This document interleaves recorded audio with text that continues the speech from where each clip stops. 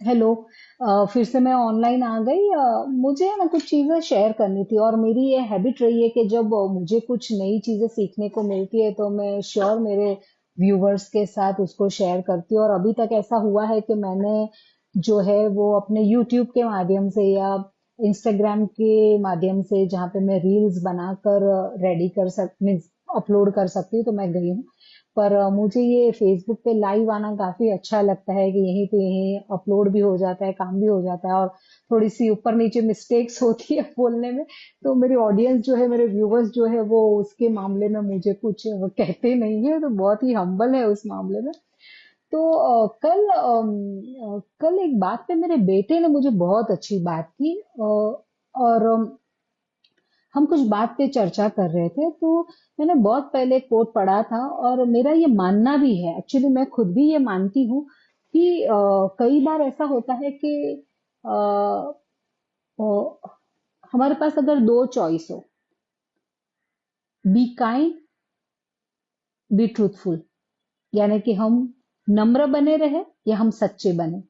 तो ये दोनों में अगर चॉइस करनी हो तो जिस महान व्यक्ति ने ये कहा है उन्होंने चॉइस दे दी कि बी काइंड।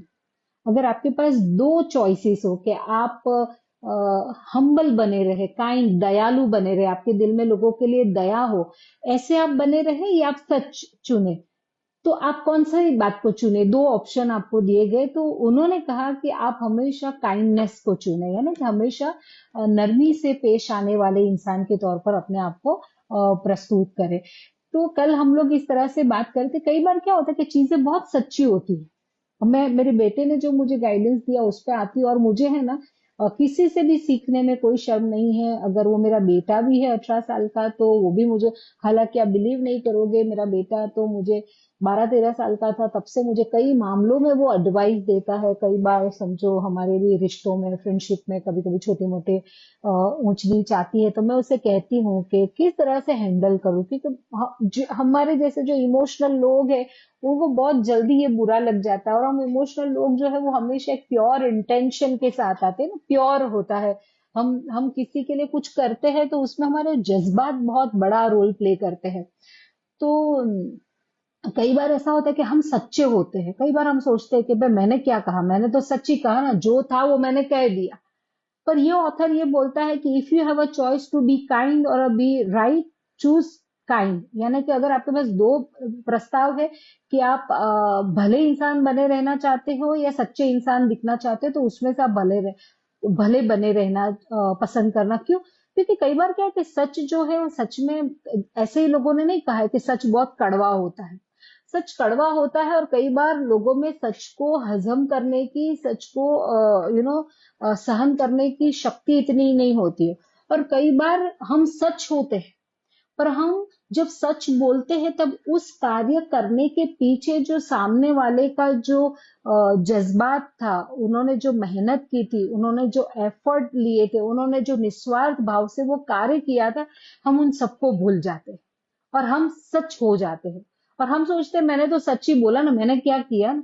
पर हमारे सच बोलने से अगर किसी के दिल को ठेस पहुंचती है, किसी के दिल के जज्बातों को ठेस पहुंचती है, तो यहाँ पर कहीं पर मेरा ये बोलने का मतलब नहीं कि हमें सच नहीं बोलना चाहिए, पर हमें सच बोलना आना चाहिए। तो जब हम ये बात कर रहे थे तो कल मेरे बेटे ने मुझे कहा कि फीडबैक देने का है ना एक तरीका होता है, और मैं ढूंढ रही थी क्योंकि मैं जब तक जिन लोगों के साथ एसोसिएट थी जहां पर खास करके हम बात बात पे फीडबैक देते थे, तो हमको वहां सिखाया जाता था कि फीडबैक जो है वो हमेशा कंस्ट्रक्टिव फीडबैक, यानी ऐसे फीडबैक के जिससे आप सामने वाला जो है उसको जब वो ले तो उसके कार्य में इंप्रूवमेंट हो, यानी कि उसमें सुधार आए, वो बहुत अच्छा करे, उसको लगे कि ये फीडबैक से उसको बहुत बेनिफिट हुआ है। तो ऐसे कंस्ट्रक्टिव फीडबैक देने चाहिए। और फीडबैक देने की भी एक प्रोसेस होती है कि जब आप किसी को फीडबैक दो तो पहले उन्होंने जो कार्य किया है, उस कार्य के पीछे जो उन्होंने मेहनत डाली है, इतनी ईमानदारी से अगर उन्होंने उसके अंदर अपने एफर्ट्स डाले हैं, तो पहले आप उनकी कद्रदानी करें, यानी उनके कार्यों को, उनकी मेहनत को, उनके इंटेंशन को आप पहले अप्रिशिएट करें। उसके बाद भी अगर फीडबैक देने हैं तो वो कंस्ट्रक्टिव ही देने हैं, डैमेजिंग नहीं देने। कि कल बंदा ये सोचा अरे भाड़ में गया यार, मुझे करना ही नहीं है, साला मैंने तो अच्छे के लिए किया था और मेरे को मिले क्या, जैसे हम गुजराती में कहते जस्ट नहीं ने जोड़ा, काम हमने अच्छी बात सुनने के लिए किया, पर हमको सुनने को क्या मिला। तो मेरे बेटे ने कल मुझे कहा कि मम्मा अगर आप देखना चाहते हो तो यूट्यूब पे आप थोड़े वीडियोस देख सकते हो जो सैंडविच फीडबैक की बात करती है।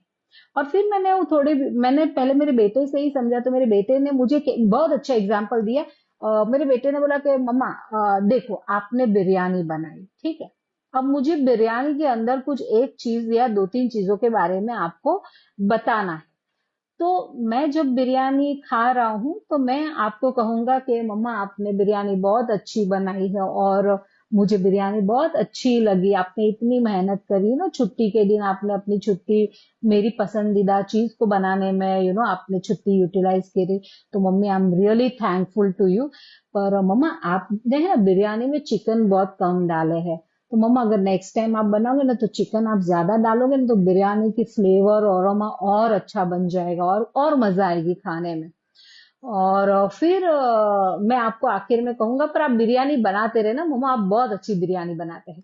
तो उसने मुझे समझाया कि ये जो है ना वो सैंडविच फीडबैक है, यानी कि अगर हम किसी को बताना चाहते हैं कि वो कुछ करे या उसकी चीजों में हम, क्योंकि फीडबैक का मतलब हमेशा इंप्रूवमेंट होता है, फीडबैक का मतलब डैमेज कभी भी नहीं। बोलता है कि मैं ये कि अगर किसी को फीडबैक दो तो शुरू में जो है वो आप उसको, उसने जो कार्य किया, मेहनत किया, एफर्ट्स डाला, दिल डाल दिया उस काम में, उस चीजों को आप अप्रिशिएट, तब जाके उसको ये होगा कि चलो मेरी मेहनत तो लेखे लगी। मैं गुजरात से हूं तो मेरी भाषा में थोड़ा गुजराती आएगा, तो भाई हमारी मेहनत को तो किसी ने बुराया, उसके बारे में तो बात की। और फिर उस मामले में अगर होता कि अगर आपने ये चीज की, अगर आप उसको इस तरह से करते ना तो शायद ये और भी अच्छी तरह से हो सकती थी, देखो ये चीज थी, ऐसा तो बहुत अच्छा था, पर यहाँ पे ये चीज को आप और इम्प्रूव कर सकते हो। तो ये हो गया सैंडविच का बेस लेयर, जहां मैंने उनकी तारीफ की, तारीफ भी नहीं, कद्रदानी।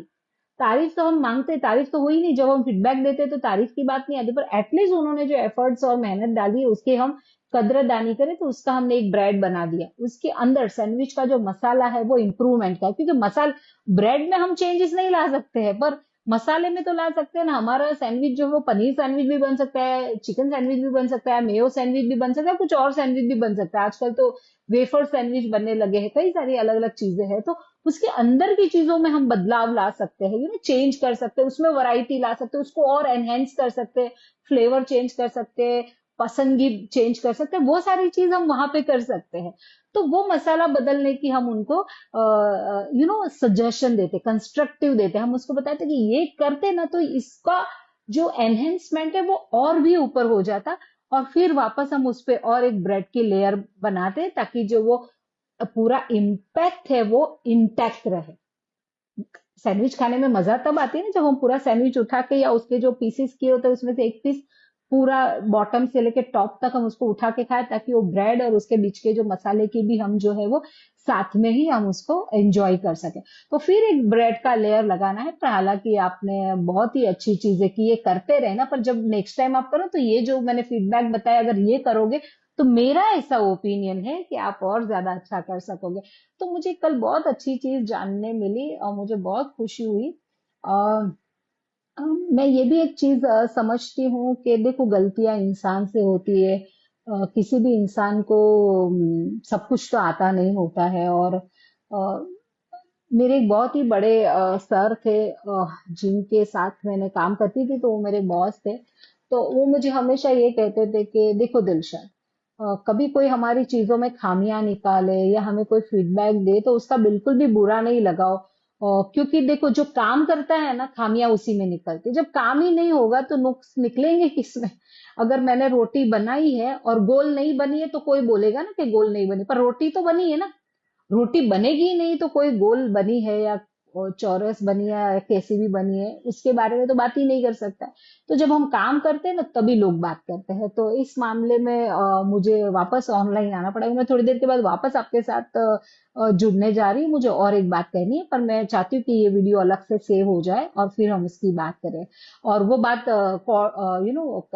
केसेस से लगती है।